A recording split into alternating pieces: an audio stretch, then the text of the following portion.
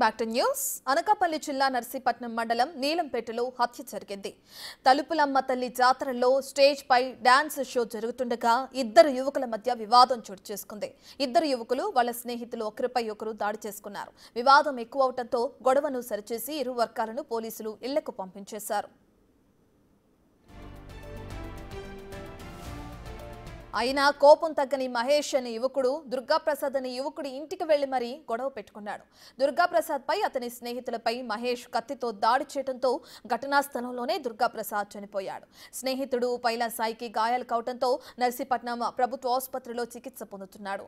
నర్సీపట్నం పోలీసులు కేసు నమోదు చేసుకుని దర్యాప్తు చేస్తున్నారు. ఫ్రెండ్ నిన్న పండగ అయితే పిలిచాడు, వచ్చాను. వస్తే నైట్ తను తాగేసి ఉన్నాడు, అంటే మమ్మల్ని కొట్టిన అబ్బాయి మహేష్ అన్న అబ్బాయి.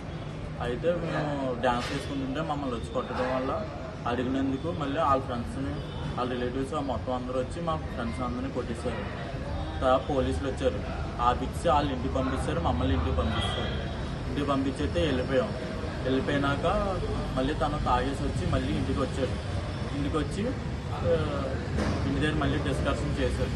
అయిపోయినాక మళ్ళీ కత్తి తీసుకొని కత్తితో కొట్టిస్తాం. మీరు డ్రింక్ చేస్తున్నారా? నేను లేదు, తను అప్పుడే డ్రింక్ చేస్తాను.